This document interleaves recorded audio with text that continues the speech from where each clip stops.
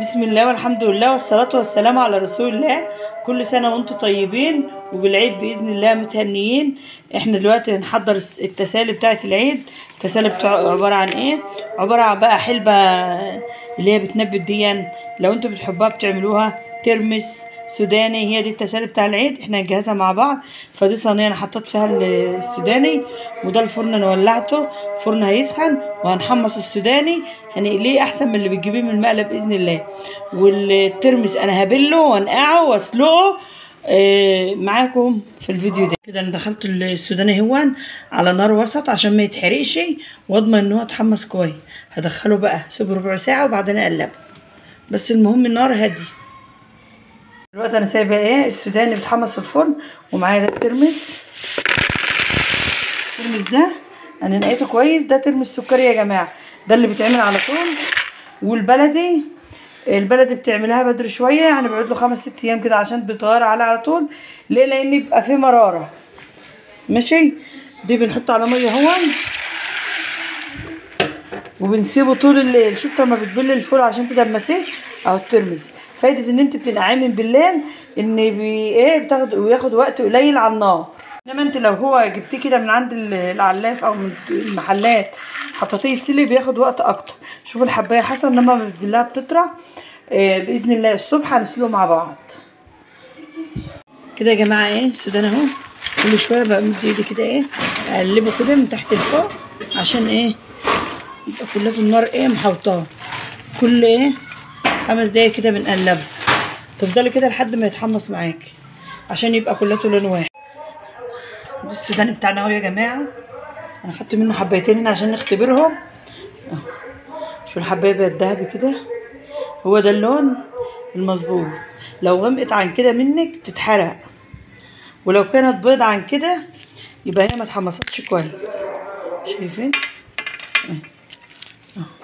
وبعدين في علامه كمان، لو هي بقى اتحمرت كويس بتلاقي القشره الخارجيه دي يعني بتفصل بسهوله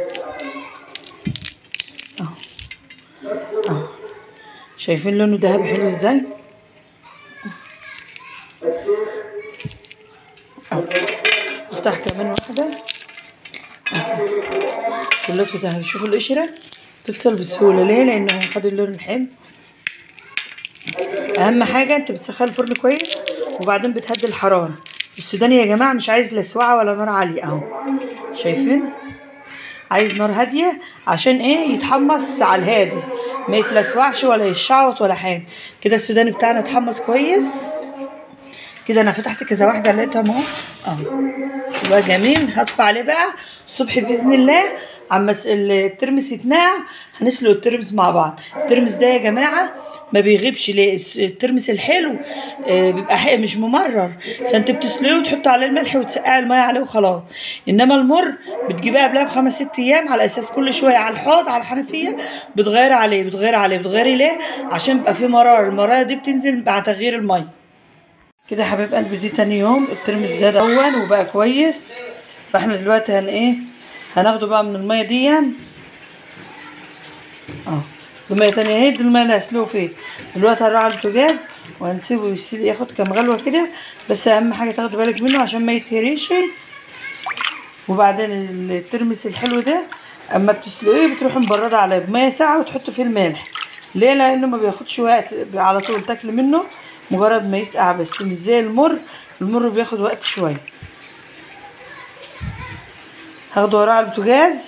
دلوقتي انا ولعت النار وهنسيبه يسلق شويه، وبعدين ما بتسيبوش يتهري ولا بتسهي عليه. كده يا جماعه دي شكل الترمس بتاعنا بعد ما اتسلق، بيبقى بالنظام ده وتبقى الميه عليه صفرة كده. دي نتيجه السليق.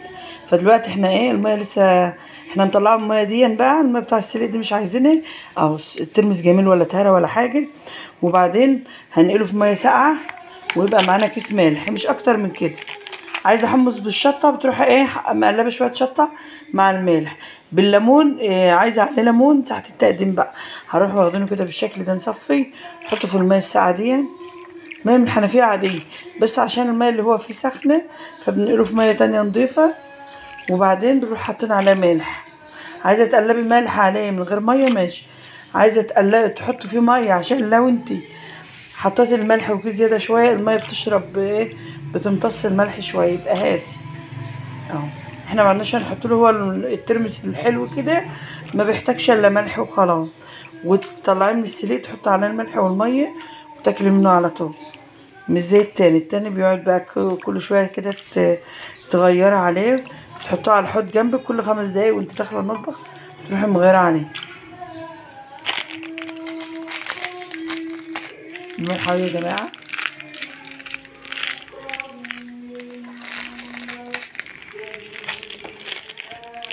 الملح دي طلبك انتي، يعني كل واحد بيحط الملح بتاعه. في ناس بتحب هادي، في ناس بتحب الترمس ده حادق قوي. اهو نقلب بقى.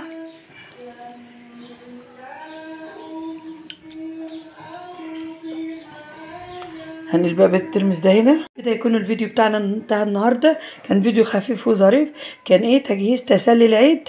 عملنا بلينا الترمس مع بعض وسلقناه وملحناه، ده الترمس السريع، وقلينا السوداني مع بعض. ده كان فيديونا النهارده، تجهيزات للصينيه بتاع العيد. كل سنه وانتم طيبين. ان شاء الله باذن الله بكره باذن الله هنقابلكم بقى واحنا بنحط على الصينيه الحاجه اللي احنا بنحطها اول يوم العيد الصبح. كل سنه وانتم طيبين وكل عيد وانتم متهنيين. والسلام عليكم ورحمه الله وبركاته.